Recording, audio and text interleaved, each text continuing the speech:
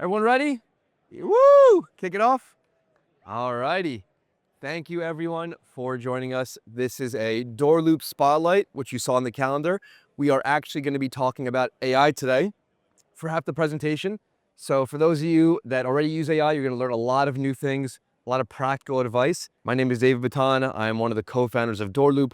We are a property management software built for speed and the smart choice for serious property managers looking to grow their business.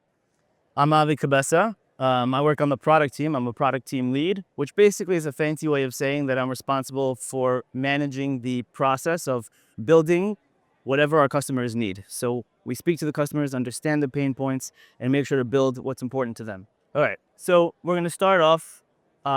David's going to talk actually about non-DoorLoop AI. Okay, it's going to be all different types of ways for you to utilize AI as best as possible, as efficiently as possible, so that you can get the most out of tools like ChatGPT. And then we're going to talk a little bit about where those tools might fall short and how you can avoid those pitfalls. And of course, how within DoorLoop, we use AI to avoid those pitfalls as well. Awesome. All right, so we're going to take it off from here. AI won't take your job, but someone using AI will. This is a famous quote floating around online now. And the way we look at it as a lot of people are taking a behind the seat approach with AI, saying, I'm going to sort of see how this pans out. But that's probably the wrong approach, as we always say, because if you're a property manager, you won't lose your job to AI, but you might lose it in a few years to another property manager that knows how to use AI. So it's very important that you are at the forefront of all these tools that are changing very rapidly. There's a lot of solutions we're going to talk about here, but first I just want a quick show of hands. Who uses AI daily? Wow. Okay, some power users. Okay, awesome. And I'm assuming all of you use ChatGPT daily. Yeah, okay, cool. Okay, great. Who here has never used AI before?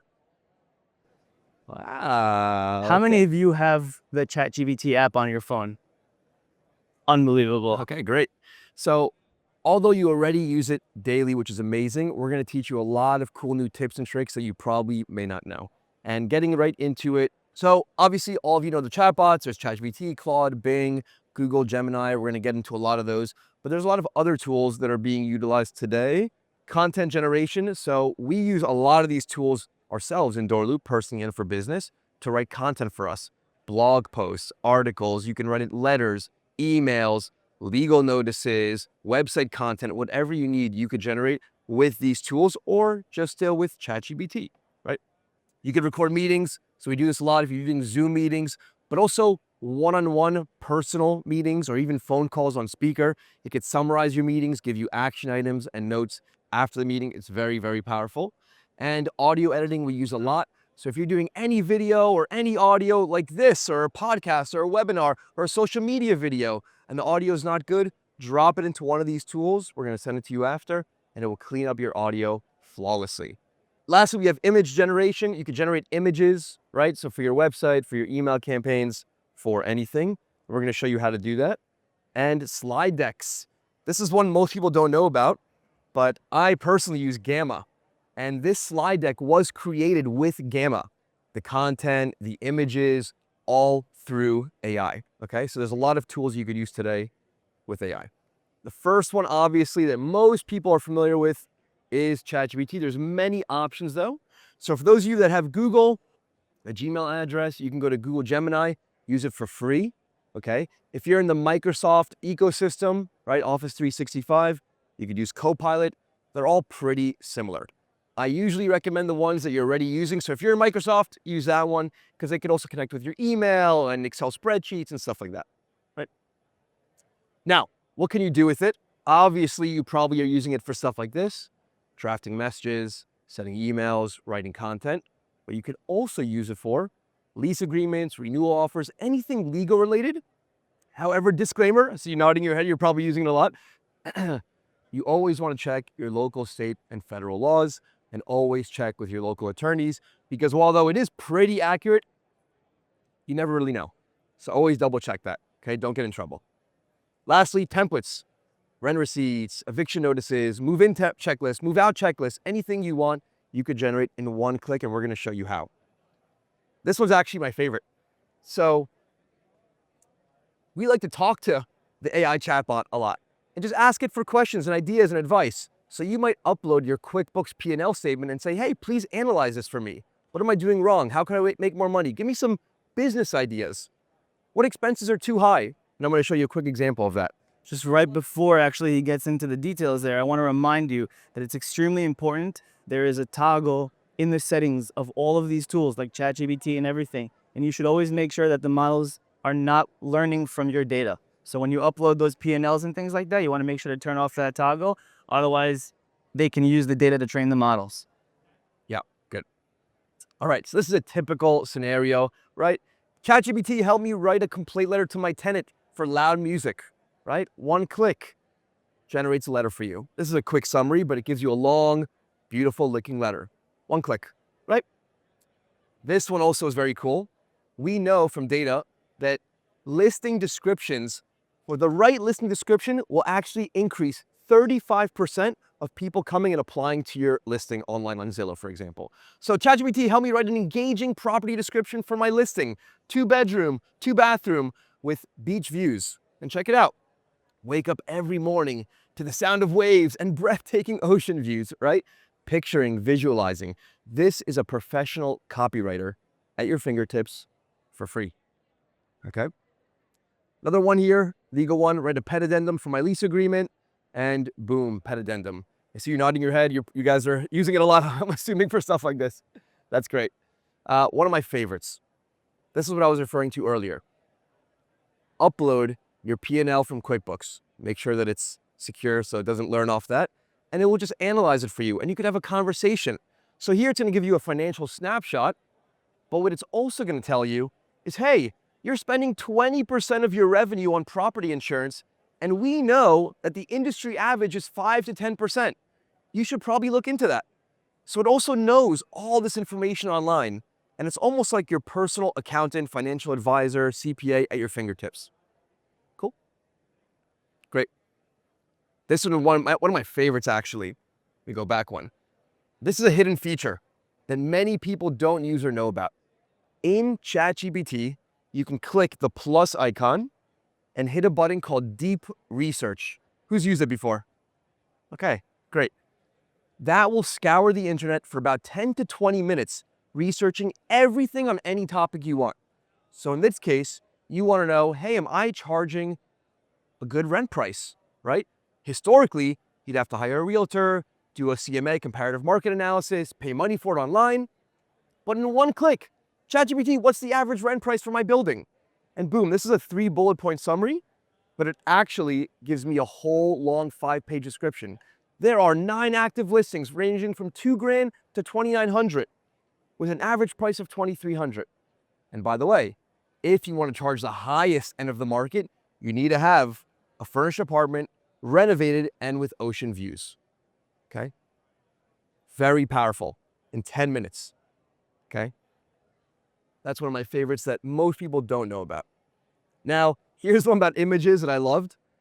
People don't use it for creating images, but this was my first attempt at generating a logo for a management company in Miami, and within 30 seconds, not bad. You could actually probably use it, right? Even as Miami Dolphins colors. Yeah, it's awesome. And by the way, you have unlimited revisions. If I didn't like the sun or I wanted 2 palm trees, just ask it. Unlimited. You don't need graphic designers anymore, right? You don't need to spend hundreds of dollars or wait weeks.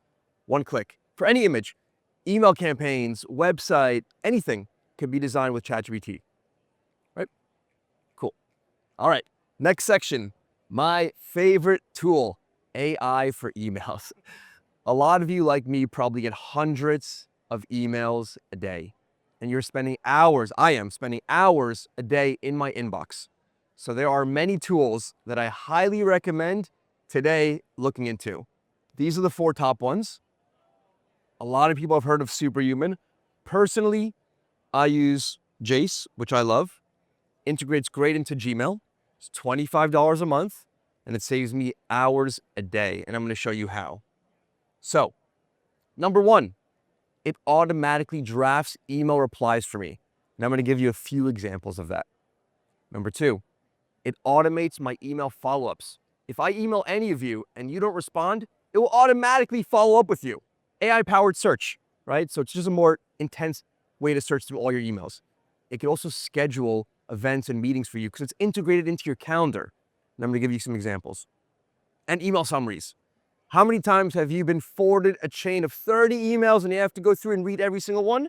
It could just summarize everything in one click for you now, right? So it saves me really hours. So here's an example. I sent someone named Mark audio files for a podcast I was doing. Mark didn't respond. My AI bot automatically drafted a response. Hey, Mark, checking in to make sure you got my files. By the way, here's my calendar if you still need to book time with me.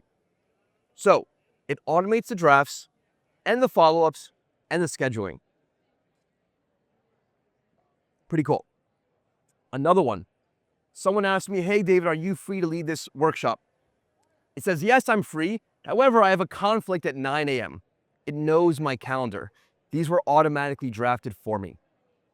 Now, it won't send the emails for you. You still have to review them, obviously, but it will do all the work for you, most of it. Cool. And I find that it's probably 90% good most of the time. I might make some minor tweaks, but it's pretty good most of the time. This is very cool. My cousin had an issue with her website and forwarded me this email from Google. The AI drafted a response, but it researched the issue and the solution because it knows all the knowledge online with a perfect answer exactly how to fix that issue. And these are short emails I'm showing you, but sometimes it generates really long ones with great responses. Very powerful. This one's really cool. We talked about this earlier. Sometimes you have tenants, landlords, owners, vendors, anyone that sends you emails in different languages. I got an email in Hebrew one time, in Spanish one time, and it auto-drafted a reply in their native language. Okay? So if you're dealing with anyone in different languages, it could also do that for you. Yeah, it's cool.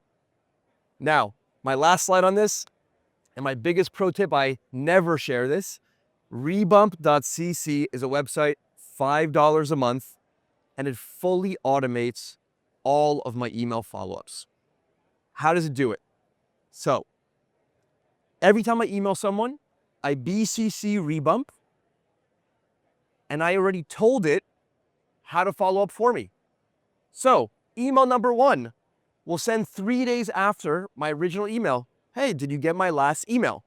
If they don't respond to that, email number 2, 5 days later. Email number 3, 9 days later. You can customize it however you want. So here's a real world example. I emailed Avi about this presentation, right? Oh, Avi, did you get my last email? Just checking to see if you got my email. It keeps following up automatically. And finally, by the third email, he got the point. Yes, I got it. You can stop rebumping me now. I highly recommend if he ever emails you, just answer him because it won't stop. You won't believe how much this has saved me when emailing customers, prospects, vendors, anyone. What's amazing is that it even learns your tone, right? Yeah. Lastly, virtual staging. Yes. So a lot of you may know about this or use it, but it's way more powerful than you can imagine. Now, the first thing I will tell you, let's say, well, these are some 4 options that I really liked. Take pictures. While you're taking a picture, I'll tell you, disclaimer, you want to check local, state, federal laws, MLS laws. A lot of times you're not allowed to enhance your photos online. So you just make sure that you're allowed to and you can do it. On MLS, you can't just transform your house and make it look like something crazy sometimes, depending where you are. So double check that. So here's an example. You take a picture of a house, you hire a professional photographer, but you also want a night shot. But if you want a night shot, the photographer has to stick around for a few hours. Now you're spending hundreds of dollars. Or in one click, for maybe $5 a photo, it will transform day into night. Okay, pretty cool. Another one. This is a normal photo on a phone. So a lot of you might not want to hire a professional photographer. Just take a phone picture, but you're not professionals. You could take this and it will transform the photo into this. Okay, beautiful, professional looking images. Actually, quick little story, Airbnb found that listings that had professional photos ended up renting way more than non-professional photos. So they started offering free photographers. That's how they blew up. So it's very important for your listings, especially online. Now, you've probably seen this. You're going to take pictures of a unit and the tenant didn't clean up after themselves, or they have stuff, tchotchkes everywhere. So with the magic button, magic wand, it will clean up the entire image. Okay, just look at that before and after, right? For those that don't know, by the way, on the latest iPhones, they have a magic wand, I think it's called magic wand feature, and you can clean up anything from a photo directly on your iPhone now. On the Androids too, on Google Really? Photos. We're not going to talk about that, just iPhones.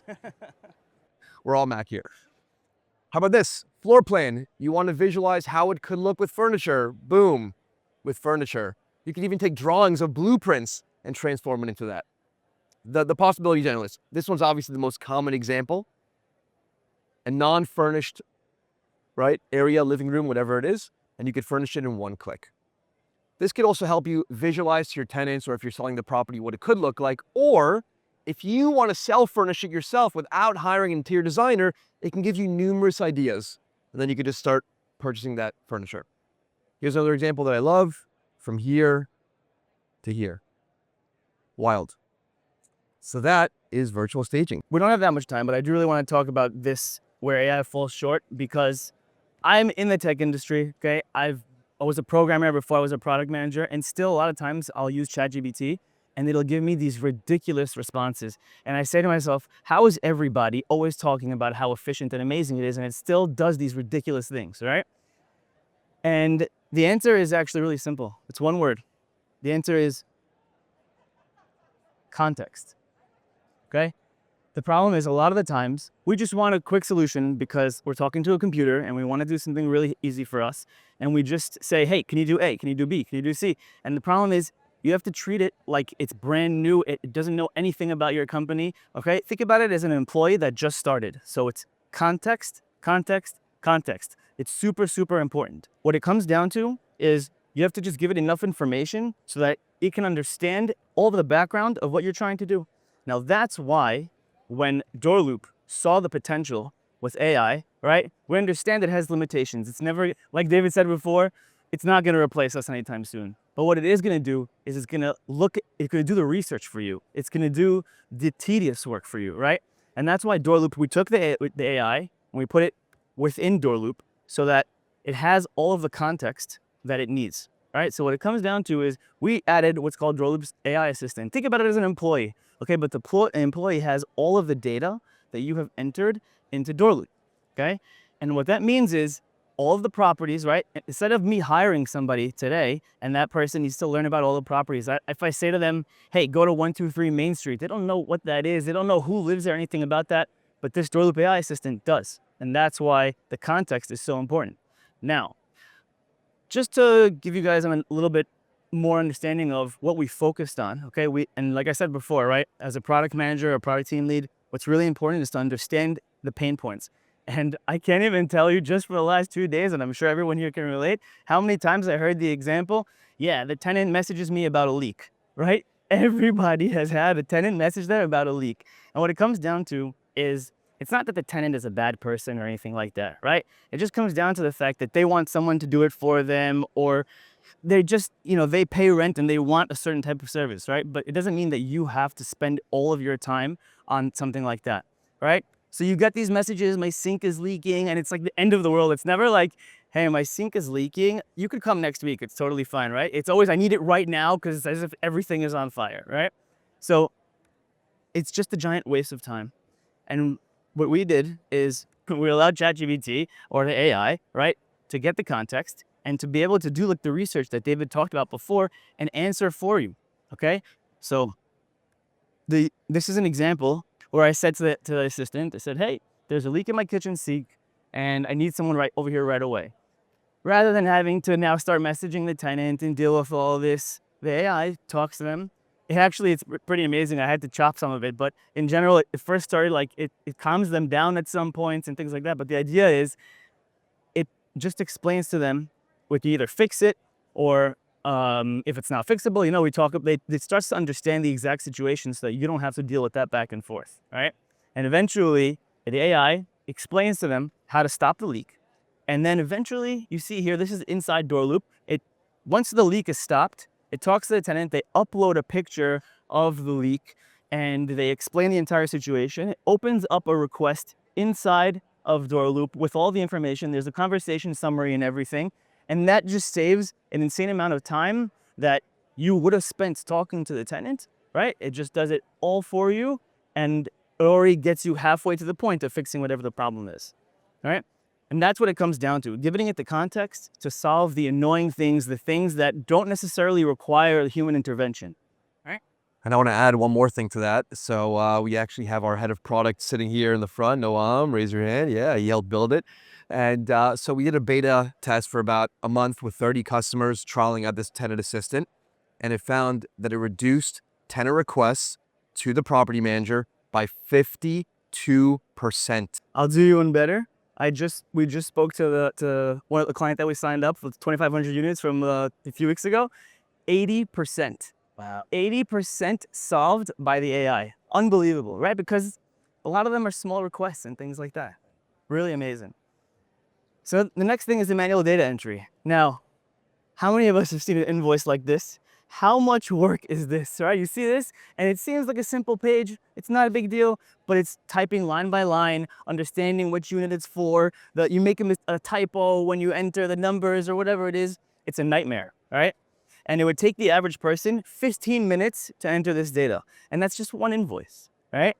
Now, on average, a business spends 5 days per month entering data.